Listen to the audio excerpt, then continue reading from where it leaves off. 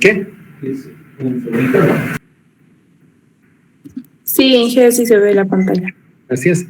Entonces, a la pasada clase estábamos trabajando sobre la fuerza resultante sobre una superficie plana y habíamos encontrado algunos resultados. Entonces, permítanme que agregue la clase del día de hoy, capítulo 2 y continuación. Hoy que vamos a hacer ejemplos. Vamos a hacer ejemplos. Y vamos a ir en forma creciente la dificultad de los ejemplos que vamos a abordar. El día de hoy, así lo pondré. Hoy se resolverán ejemplos de complejidad creciente a fin de afianzar las destrezas de los estudiantes. Entonces, el primer ejemplo que vamos a ver es que sea de una presa. Ejemplo 1.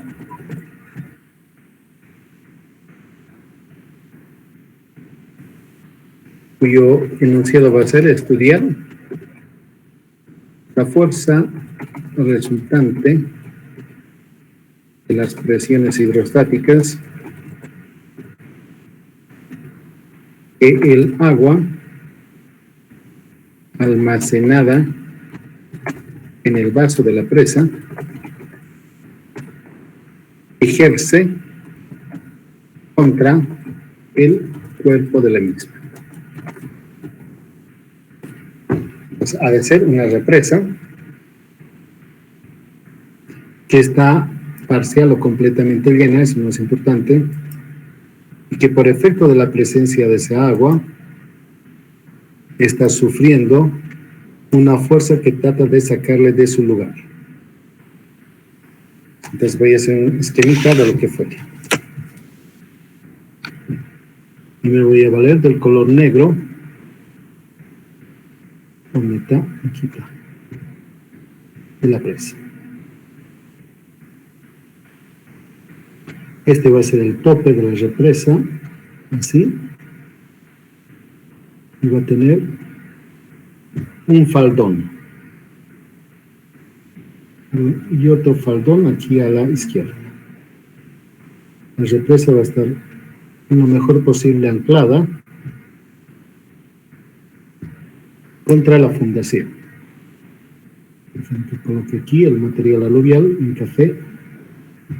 Vemos aquí está el lecho del antiguo curso del río. Un río que discurría alegremente y cantarinamente antes de que construyan la presa. Ahora el agua es embalsada y retenida por la presa. Así.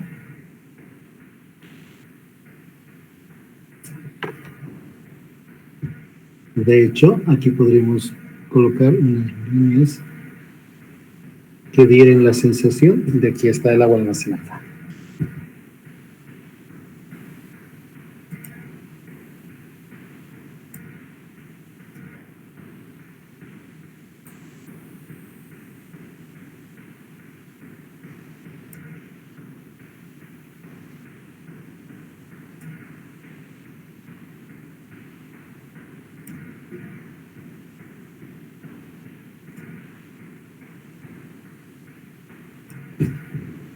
Si es que puedo hacerlo, tal vez no lo pueda lograr. Ahí está. Entonces, miren, el agua almacenada ahí, a la izquierda, ejerce una presión contra la cara anterior de la presa e intenta sacarle de quicio. Quizás podría utilizar un color rojo. Aquí quizás al revés.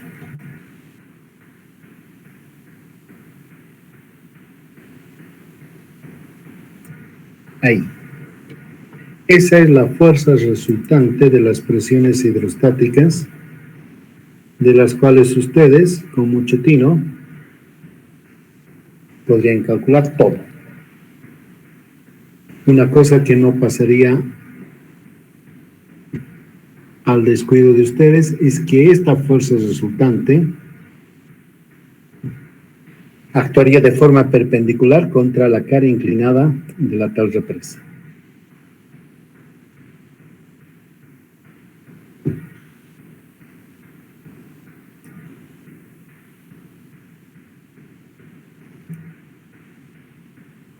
A ver si es que me permite.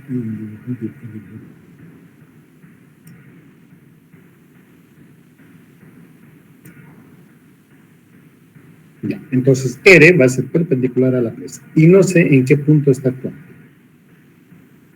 De hecho, esta fuerza R, que está inclinada, la podría descomponer en dos partes.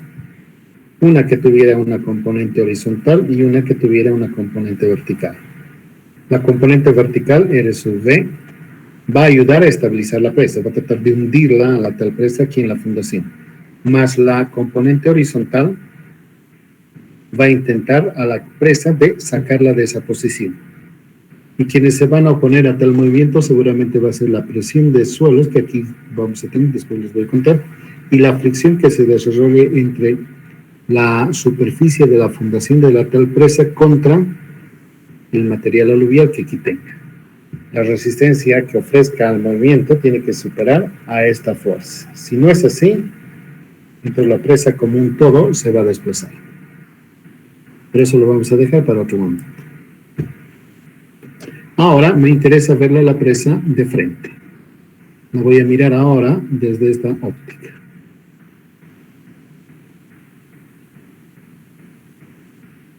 Lo vamos a mirar y yo podría retratar, dejen que aquí haga.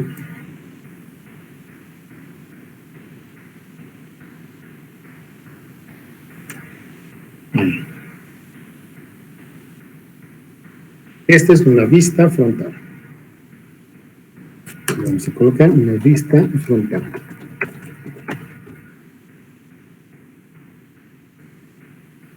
Vamos a dar un poquito más. Así. La vista frontal me va a permitir colocarle dimensiones. En ese sentido, como siempre solemos hacerlo, que sea B.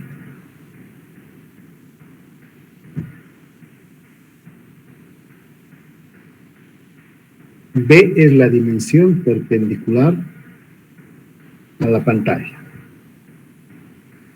Y H, más bien, es la proyectada de la vertical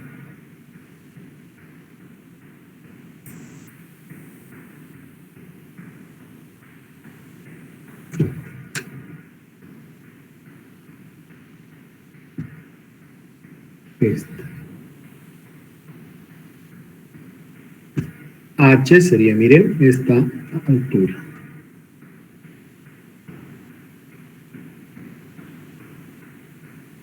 Y aquí está H.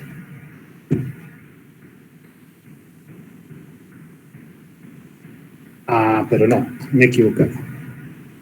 Eso no es cierto. Acá hay una línea azul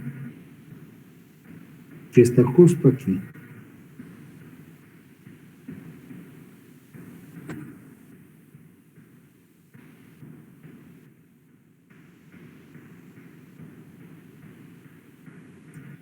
Esa es la superficie de agua. Esta otra parte, la de arriba, pues no pasa nada, está expuesta al aire. Solamente hasta aquí es H. Gracias, Fabiola, por hacerme notar.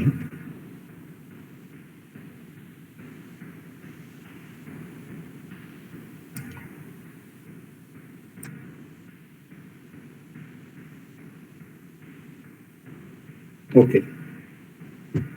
Entonces, esa es la altura del coronamiento, se llaman las presas, y aquí yo lo voy a simbolizar con una letra que no lo vamos a usar. Lambda. más H solamente se refiere a la parte que está sumergida. Y aceptemos que L sea la longitud del faldón medido ahí. L es la longitud, es la hipotenusa de un triángulo, donde H es el cateto opuesto, es la vertical.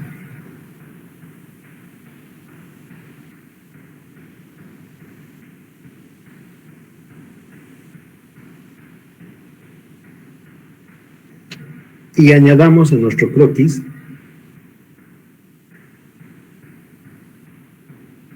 un color, quizás este,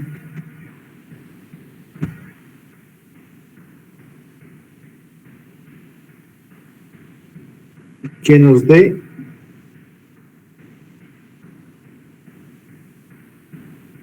la magnitud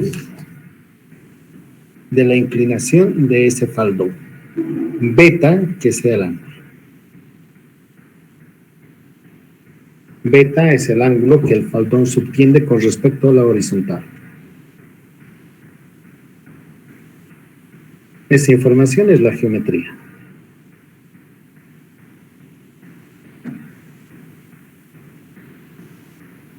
Entonces, el propósito es calcular la fuerza resultante y saber dónde ella va a estar actuando.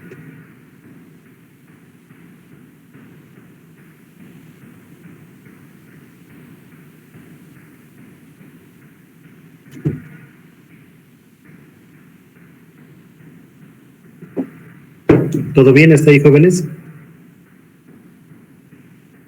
Ok, entonces voy a irme, no me voy a separar de ustedes, voy a irme a buscar las fórmulas que habíamos deducido en nuestra anterior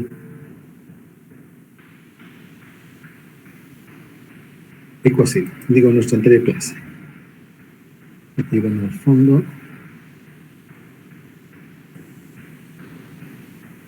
Aquí está.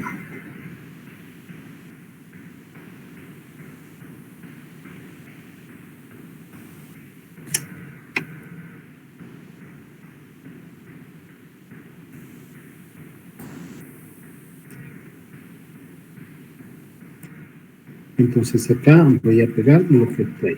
Esta es una fórmula.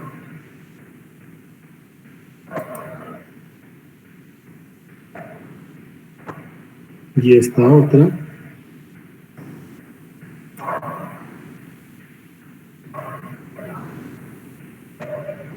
El otro conjunto.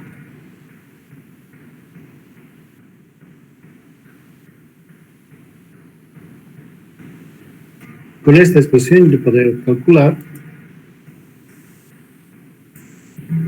la magnitud de la fuerza.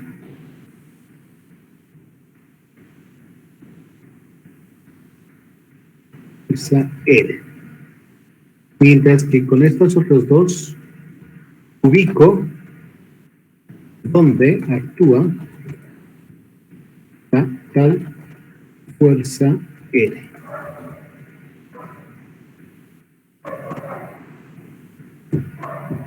Entonces, válido de esas dos expresiones, podemos situar el punto donde la tal fuerza R está actuando.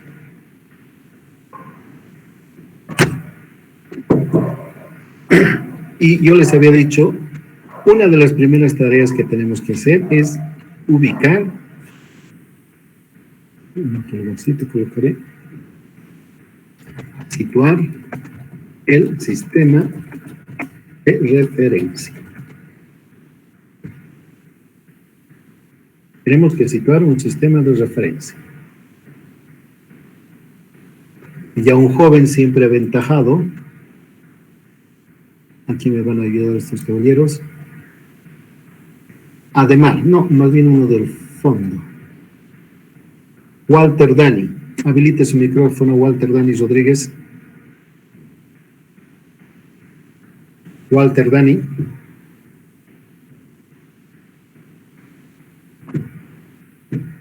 Walter.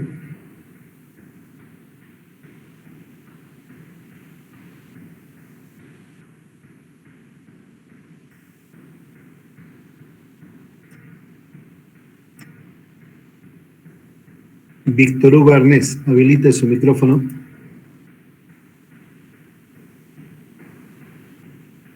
Víctor Hugo.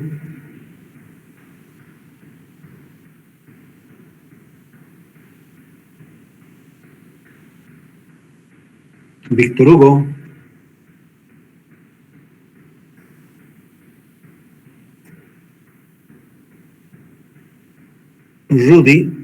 Rudy García, habilita su micrófono.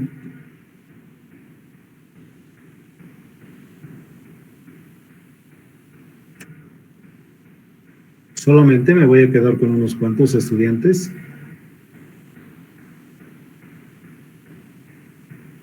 Rudy Magdiel García, habilita su micrófono.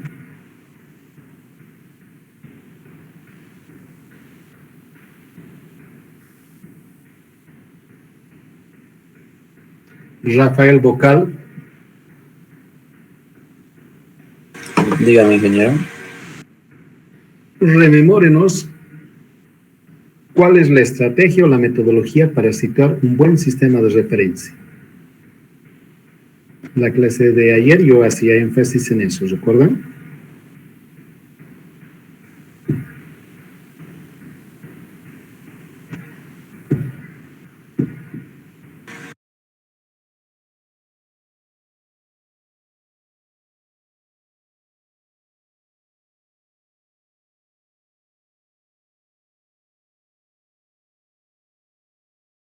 De agua y el plano sumergido.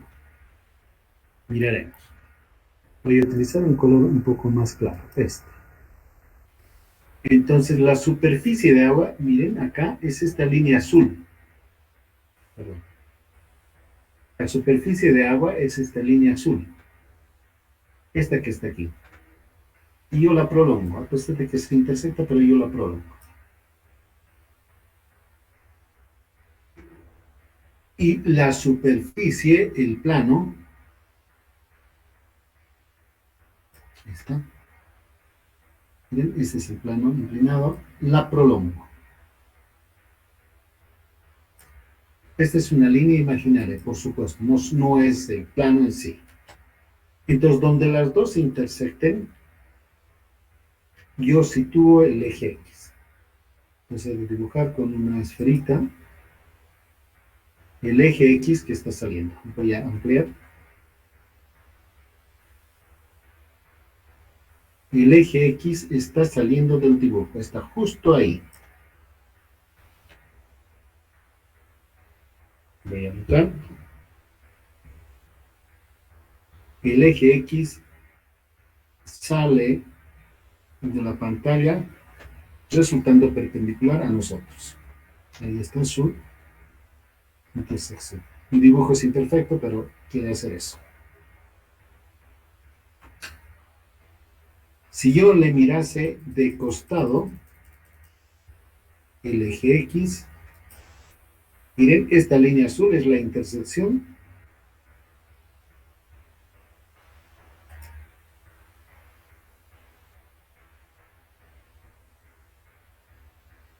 Va a estar ahí. Viéndola de costado a la figura, al eje X le viera así.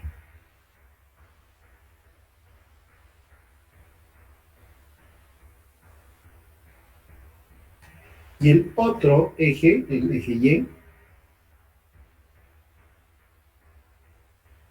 por supuesto que tiene que ser perpendicular al eje X.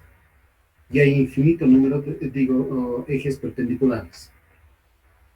Pero nosotros elegimos uno que esté contenido en el plano. El que está contenido en el plano, pues no es otro que el que, con rojito tiene que ser, viene desde aquí y se prolonga por ahí. Entonces, este es el eje Y. Entonces, tengo al eje X que sale, es perpendicular a la pantalla, y el eje Y que está contenido en el plano. De hecho, si dibujare en nuestra figura esta, situaría aquí el eje y se fuere, por ejemplo, hasta ahí.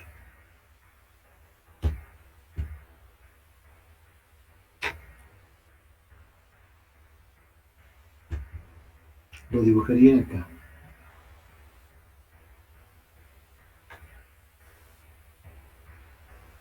¿Y por qué tengo que hacer eso, jóvenes? Porque gran parte de estas fórmulas, sobre todo esta, están referidas a eso. Esta fórmula está referida a una fórmula así. Entonces, el primer paso que vamos nosotros a adoptar es situar nuestro sistema de referencia conforme las indicaciones que yo les había dado.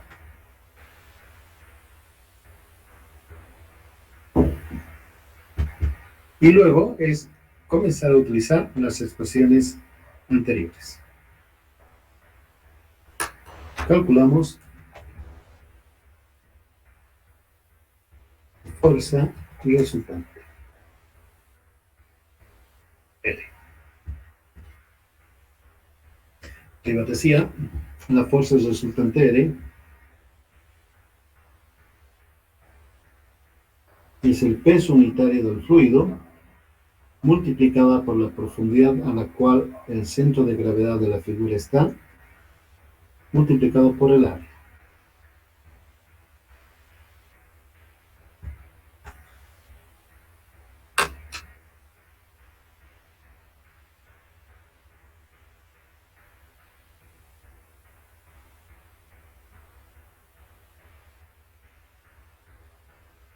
Nada más hay que mirar, para saber el área y la profundidad del centro de gravedad, nada más hay que mirar la figura. Aquí vamos a poner el faldón de la presa, tiene dimensión B y dimensión L en dirección de X. Perdón, en dirección de Y. El eje Y. Entonces, nuestra figura está así. Aquí puedo usar. A ver si es que me acompaña esta.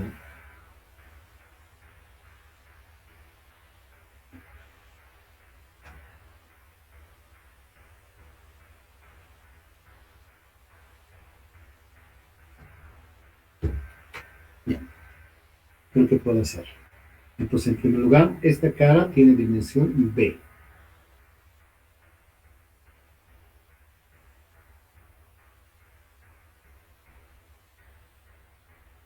En este sentido, no la proyectada, porque la proyectada es H.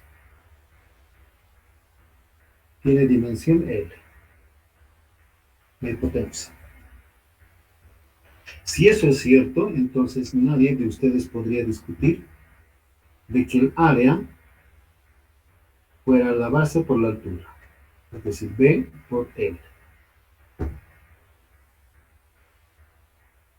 B por L, el área. Y también podríamos, con un color muy tenue, quizá, dejar pasar una línea que una los vértices opuestos del rectángulo.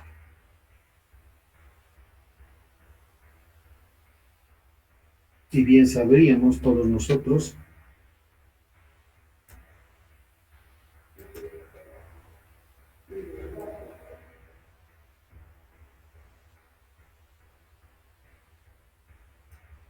de que ahí estuviera el centro de gravedad.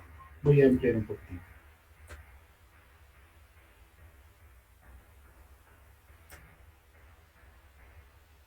Donde se intersectaren las dos líneas anteriores, estaría el centro de gravedad.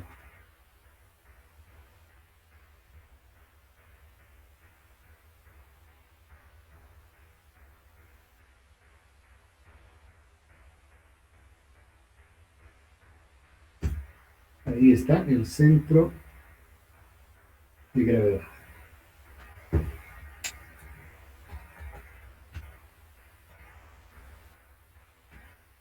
el centro de gravedad.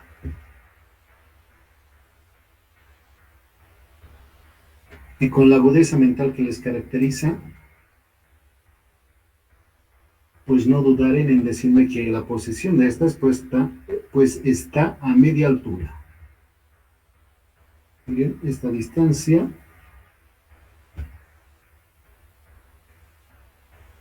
sería L medios, y la que quedare abajo no podría ser otra que L medios también. Entonces he cruzado las diagonales, tiene que estar L medios.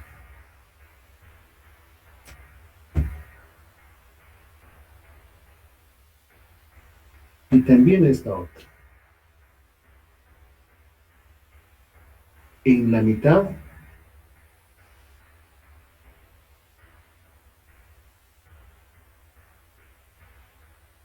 está el centro de gravedad.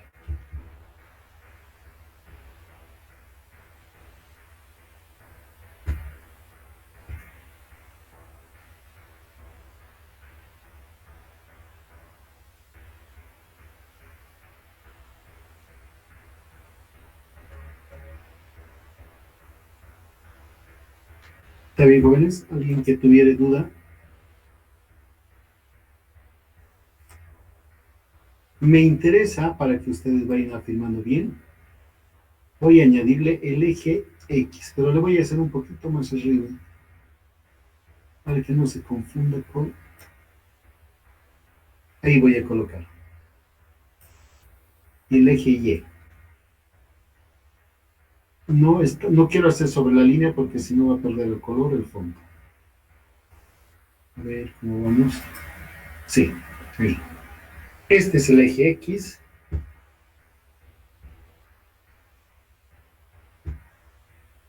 Y el eje Y. Según el esquema, perdón, según la convención que hemos adoptado. Desde nuestro sistema de referencia, y refiriéndome al eje X, esta sería nuestra coordenada X sub C, que le he llamado, no recuerdo que le he llamado. X sub C le voy a llamar porque es el centro de gravedad. Y desde el origen hasta la línea horizontal sería Y. No, Y sub G, no es Y sub C. Y sub G. Así. Entonces, esas son las coordenadas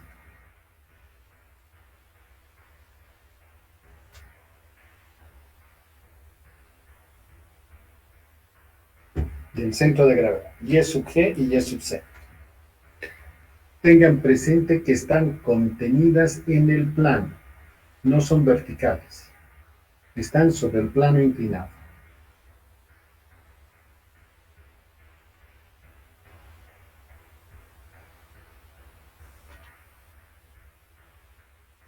En términos numéricos, aquí voy a añadir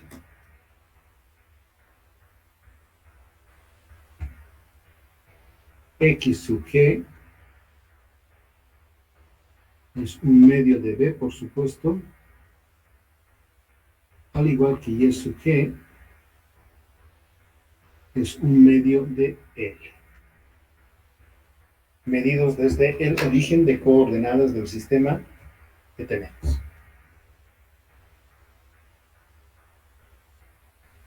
Y luego, para poder calcular la fuerza, necesito determinar cuánto vale la profundidad al centro de gravedad.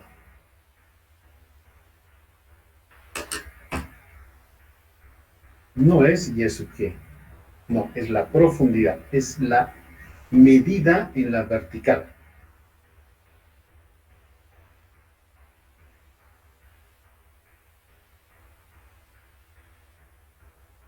Y para lograr eso, tengo que mirar de costado. Tengo que mirar de costado al problema. Tengo que mirar a la presa aquí.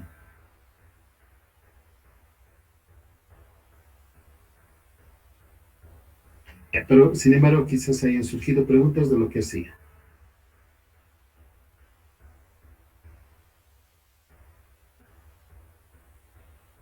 Preguntas, jóvenes, háganme preguntas. Así voy a saber que todavía están vivos. Disculpe, ingeniero, Sí, ¿esa presa es de núcleo? perdón, otra vez. ¿Esa presa que usted nos dio Ajá, es de núcleo? ¿es de núcleo? No, no lo entiendo. ¿Es presa de núcleo o presa de pantalla? Ah, no, esta es una presa de gravedad. ¿Y si fuese de arco? Ah, Arco tendríamos que, curvo. tendríamos que encomendarnos a Dios porque eso puede salirles para el examen. Espérense, les voy a decir el porqué. Este es concreto.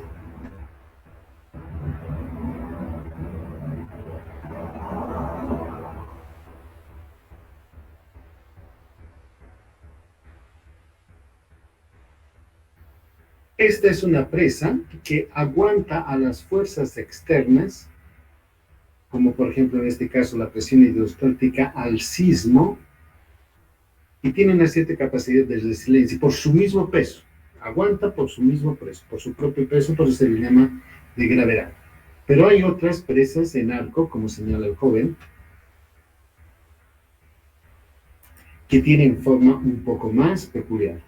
Son presas así, delgadas, no son voluminosas, son delgadas, que están apoyadas en el macizo rocoso, digamos así.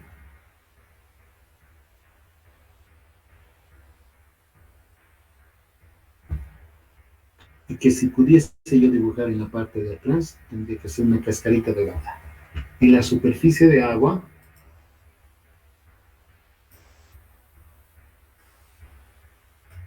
estuviera aquí. Perdón.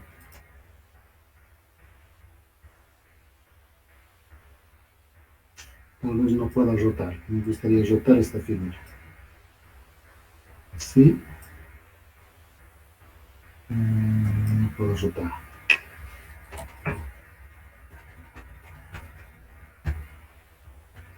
El agua estaría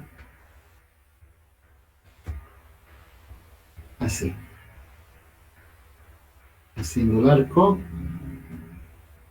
y viéndose así. Entonces todo esto sería agua. Y esa estaría actuando, si la viera de perfil, ahora la voy a mirar desde acá, vería una presa más o menos así. Una parte casi vertical y después combada. Esa es vertical, en forma vertical. Y el agua estuviese acá. ¿Qué sé yo? Pero básicamente es curva en este sentido. Entonces la presión de agua, porque son altas estas presas, va a estar actuando en alguno de estos puntos. Pero a diferencia de esta otra, que aguanta los esfuerzos exteriores por su peso propio, esta va a transmitir los esfuerzos hacia los apoyos.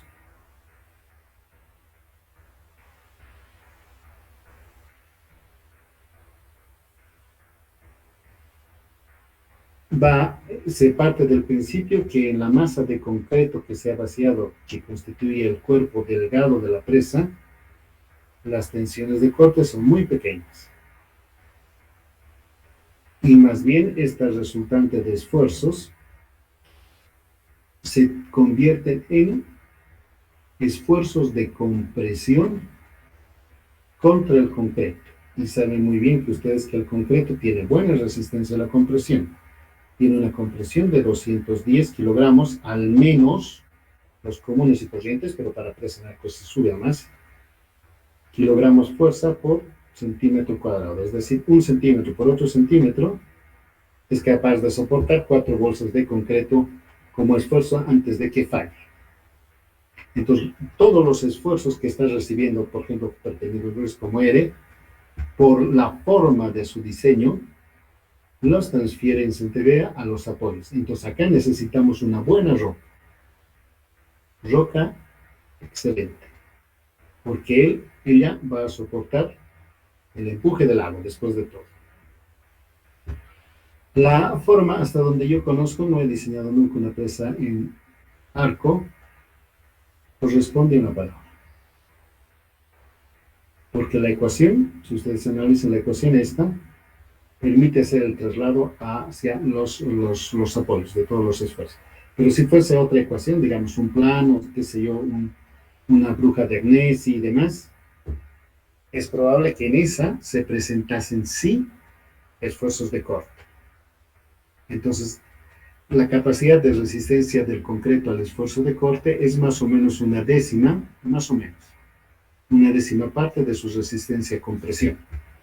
Entonces ahí sí fallaría, se rompiera la presa, una cáscara delgada, se rompiese fácilmente, porque los tensiones de corte superarían la capacidad admisible del concreto. Pero como tiene una forma particular, entonces todo se transforma en esfuerzos de corte.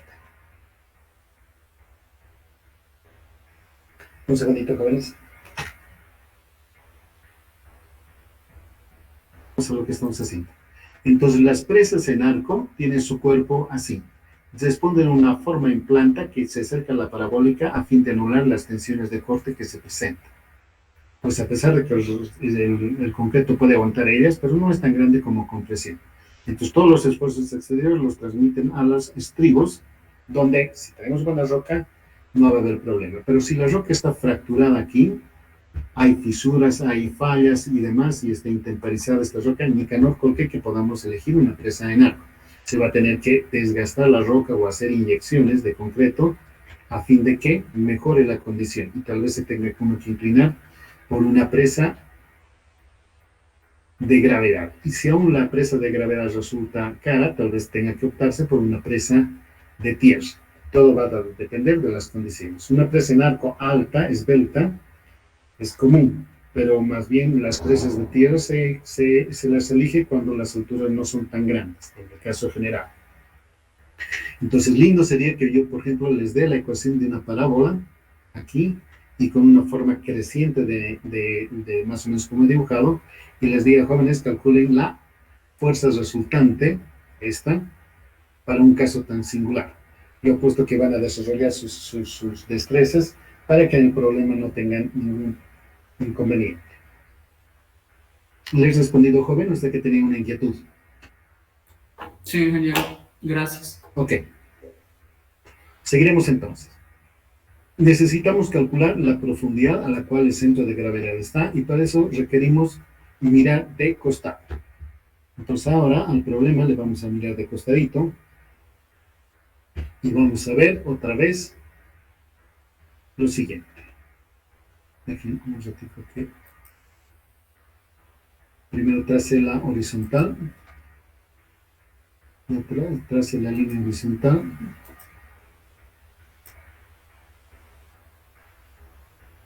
Esa es la línea horizontal que hace semejanza al agua. Le pondré nomás aquí. Y a partir de ella, con color negro que he usado, un ratito, sí, negro, el plano.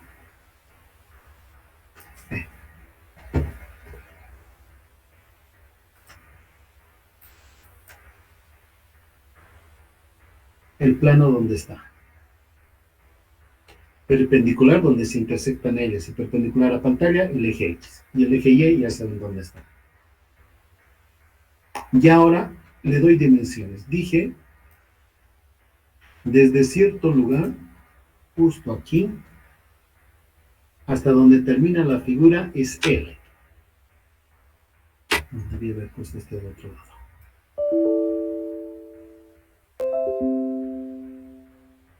Ahí. Entonces L es la longitud del plano y va desde aquí hasta aquí. Y aquí está. Esta es la dimensión L que nos marca la figura. Y luego continúa el eje Y. En el medio de L, en el punto central de L, está el centro de gravedad. Justo aquí. Aquí está el centro de gravedad. Y como habíamos dicho, viéndolo en perspectiva, desde acá hasta aquí es L medios. Y lo que buscamos con tanta ansia es esta distancia, la profundidad al centro de gravedad. Eso quiere decir desde la superficie de agua hasta el centro de gravedad. Esta es eta sub g. Es una dimensión vertical. Miren, y y x está contenido en el plano. Eta sub g es la profundidad y tiene dirección siempre vertical. La causa, la gravedad.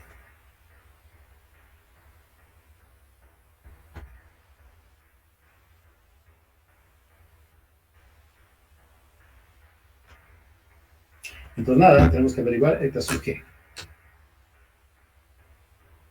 Nos habían dicho los que el enunciado del problema, aquí hay un ángulo beta. Mas nosotros habíamos deducido todos nuestros argumentos con una línea vertical que pasaba por aquí. No, está mal. Esta línea es vertical.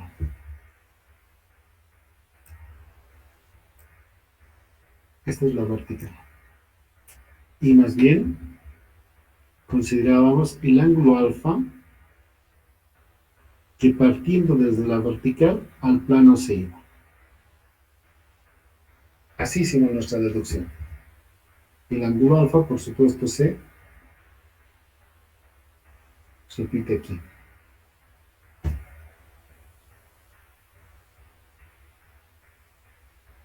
Y notarán, alfa y beta son complementarios. En algún lugarcito anótense eso. Son dos ángulos complementarios. Alfa y beta sumados, ¿cuánto deben dar, jóvenes?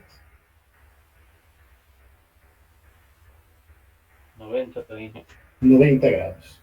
Muy bien. Entonces acá se repite el ángulo alfa.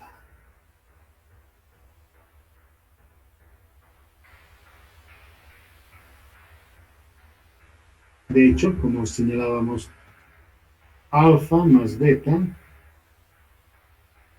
debe dar 90 grados. Por lo tanto, a 90 grados debemos restarle el valor que los señores que van a construir la presa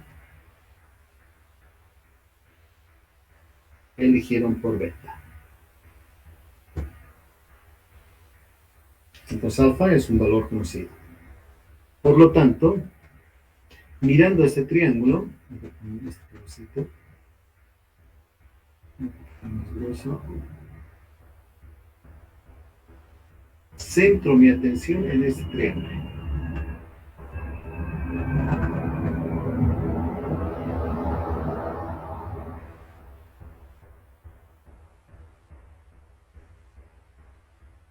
Centrando mi atención en ese triángulo,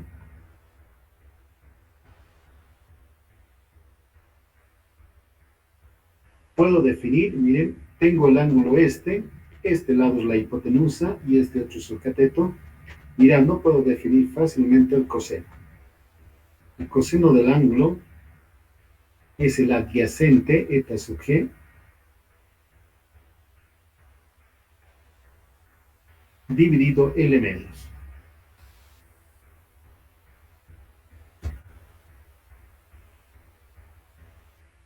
Y de allí despejar eta sub g podemos. Un medio de L por el coseno de alfa. Es decir, un medio, la longitud, el coseno de 90 grandes grados y el ángulo beta.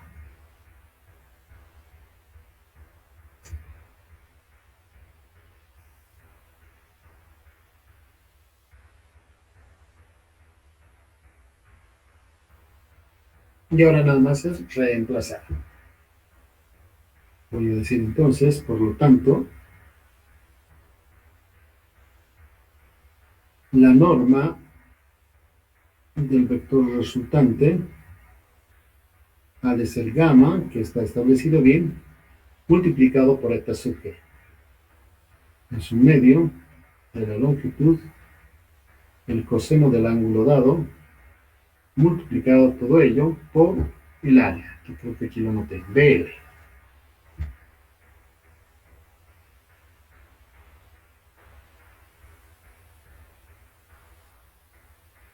De forma más elegante será un medio de gamma B por L cuadrado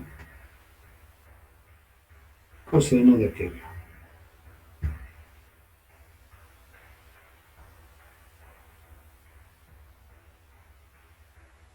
Y ya tenemos.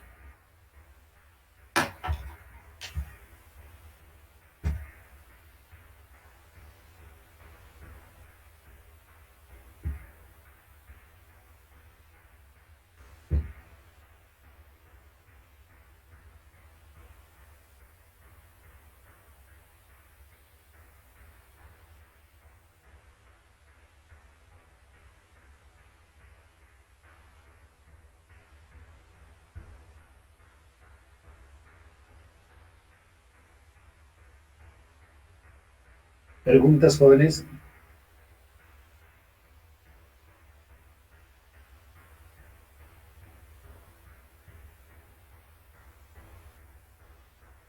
Fijándonos también, miren, fijándonos en este otro triángulo, lo voy a colocar aquí, fijándonos en este triángulo que se forma,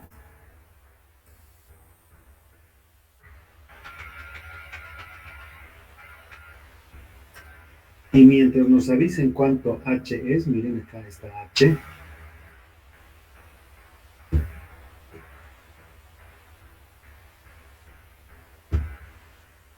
y bien, miren, aquí está L, H y beta. Esta es la dimensión H, es la proyección de L sobre el plano vertical. Y podríamos definir el seno.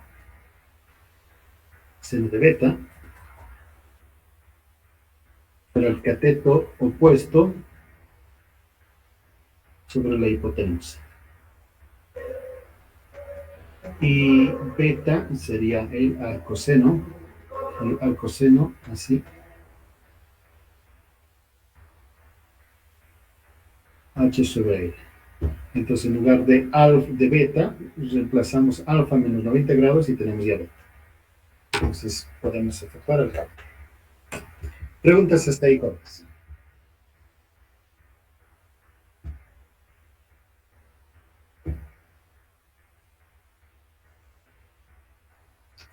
Algo que no haya quedado muy claro, algo que quisieran preguntar.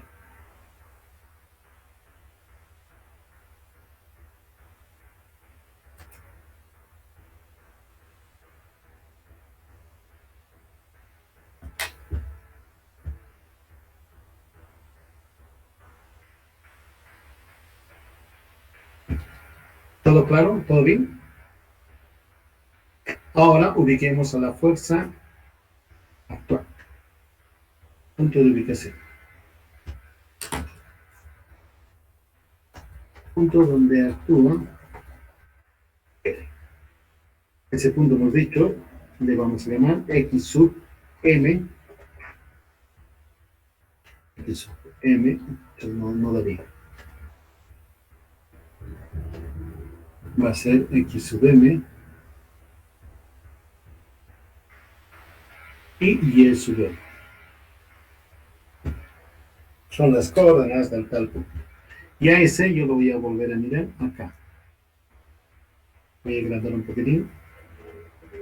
Quizás no lo pueda copiar, eso nos viene bien.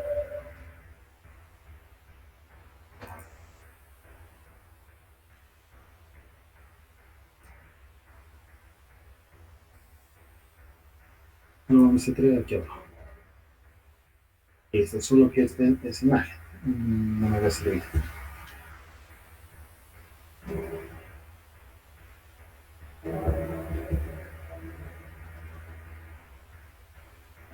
A ver, con este. En primer lugar, diremos, este rectángulo tiene tiene dos ejes de simetría. Uno que pasa justamente aquí, por la vertical, entre comillas, esta, y esta otra. Entonces tiene más de un eje de simetría. Y como estoy interesado en este sentido, entonces pues evidentemente el momento de inercia I sub xy, centroidal, va a ser cero. Entonces el punto de aplicación de la fuerza R va a estar aquí, alineado sobre la línea segmentada lila que he utilizado.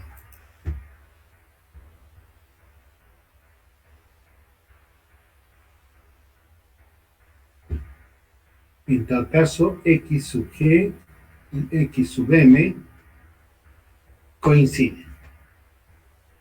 Un poquito lo moveré acá. Así quizás. Voy a agrandar aún un poquitín más para poder pintarlo.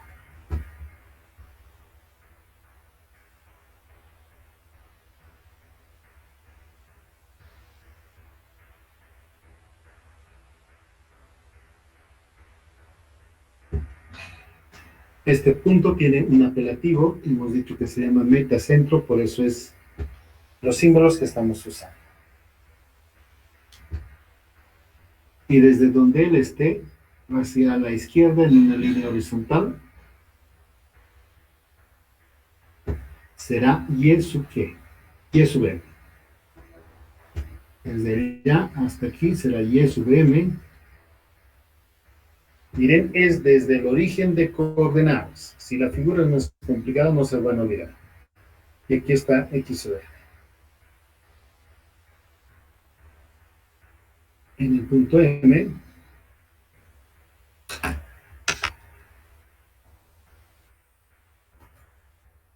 actúa la resultante.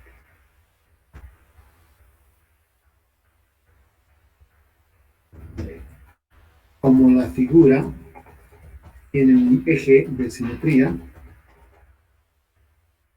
X sub G coincide con X sub T. Ya está dicho entonces. Nada más falta calcular y es verde. Y tengo que mirar la formulita. Aquí está.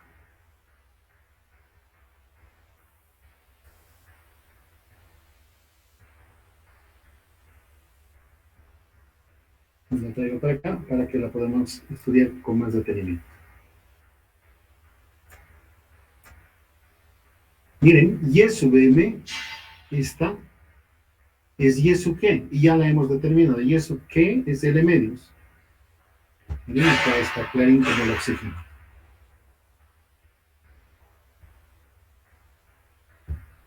Y hemos visto que Y sub G es L medios.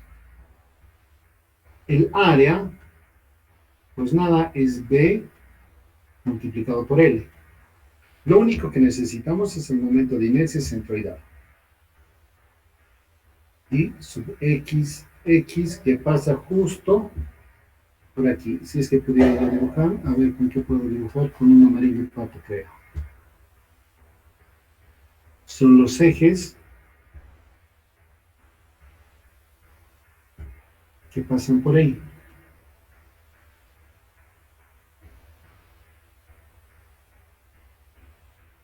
Este es el XX, por llamarle así, o X', sí, tal vez.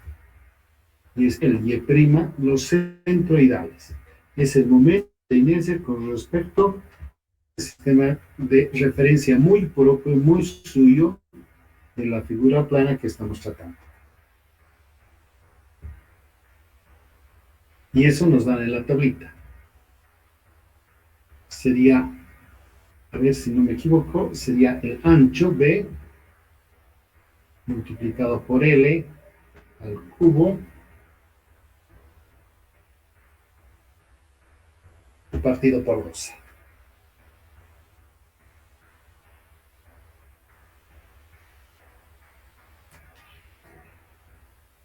Si ustedes no me corrigen, creo que es ese. Por lo tanto, Y sub M va a ser Y sub G, que es un medio de L, más el momento de inercia, que es B, L cubo por 12, dividido Y sub G, que es L medios, y el área BL. Y hay algunas cosas que podemos simplificar. B con este B, 2 entre 12 se va a hacer 6, L cuadrado y L cubo van bien las cosas.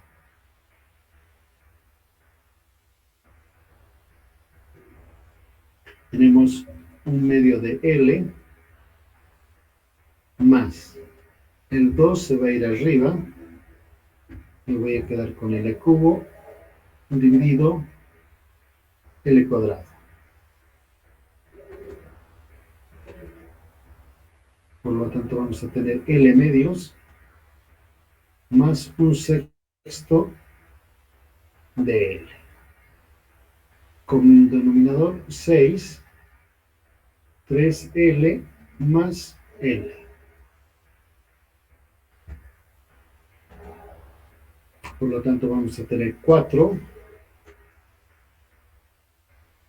sextos de L, que eso es igual a 2 tercios de la longitud.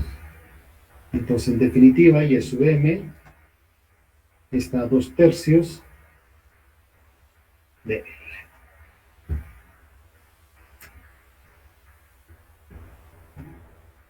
Este resultado, perdón, un segundo, voy a subir este otro.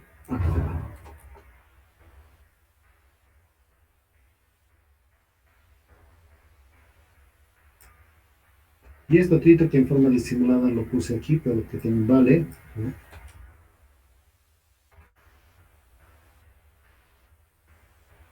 Nos permiten decir que hemos alcanzado el propósito que nos habíamos fijado al inicio de la clase.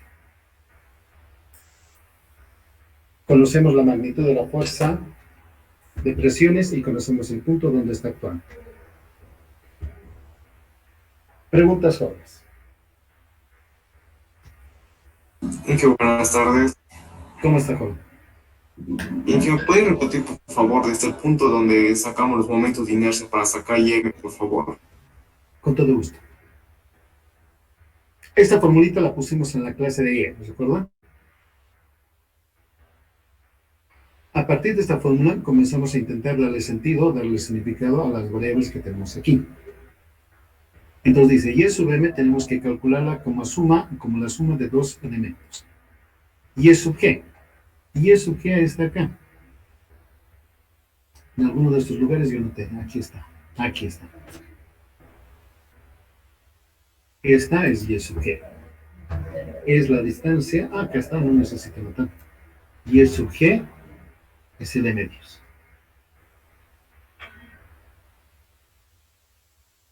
Entonces reemplazo Y sub G y Y sub G aquí, L medios. Y el área, pues nada, es BL. Y reemplazo. Y además esta otra expresión yo me la traje de algún libro. Esto es de literatura. Y ahora conclusiono todo. Y digo, Y sub G es L medios, el momento de inercia arriba, Y, que es L medios, y el área. Y veo que pueden hacerse algunas operaciones y al final me va a salir una proporción más de un medio, miren, 2 tercios, es más o menos 0,66, ¿lo ven? que es mayor a 0.5, es decir, es mayor a 1/2. Pero a la vez 0.66 es menor a cada unidad. En otras palabras, en la figurita que tengo aquí, este punto M está más abajo de la mitad, pero no tanto que sea del tamaño de L. Entonces, entre este centro de gravedad y este borde, ahí al medio, no al medio, en alguna posición está L. ¿Cuánto exactamente? 2/3 de la longitud total. Sí, 2/3. ¿Está mejor ahora? Sí, Inge, muchas gracias. ¿Por qué, pues? ¿Más preguntas, jóvenes? Y Ángel, una pregunta, Diga. ¿el XG siempre va a coincidir con el XM? No, ¿O solo en No. esta figura? en esta figura, porque yo deliberadamente la he elegido rectangular. Pero imagínense, si por ejemplo mi esposa me hace renegar el día del examen, yo les voy a dar una figura así chistosa. En tal caso, pues no hay eje de simetría y podría estar el centro de gravedad aquí, o podría estar aquí. Entonces, esa observación que hemos hecho ahora no va a ser más válida. ¿Está claro? No se olviden, este es el primer ejercicio que estamos haciendo. Después vamos a comenzar a desplazar, vamos a complicar un poco las figuras para que ustedes, como les decía, ganen destreza.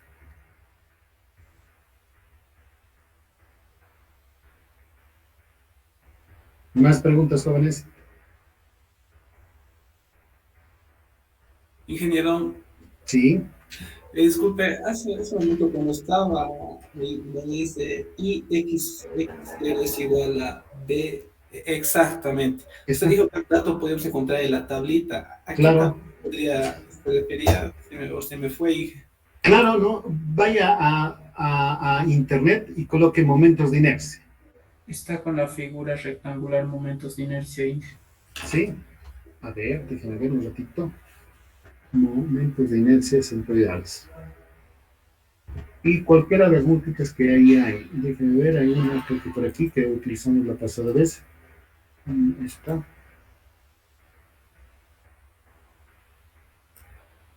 Aquí abajito voy a pegar. Ya está. O ustedes se van a alguna otra. Entonces, momentos de inercia centroidales, aquí está, no sé si es que eso podría ampliar aún más. Ustedes se van a descargar de fuentes más visibles. Miren, 1/12 de B por H cubo. Entonces, ese está referido al eje centroidal. En cambio, el de aquí arriba está referido a ejes que están colocados en los vértices de la figura. ¿Está bien? Este es el que tienen que usar. Porque se están referidos a este y a este. En cambio, el de aquí arriba, este está referido a este eje y a este. ¿Está bien, jóvenes? Gracias, Inge. ¿Por qué, pues, jóvenes? Entonces, deseándoles un buen fin de semana, me despido de ustedes. Hasta luego, Inge. Hasta luego, jóvenes. Hasta luego.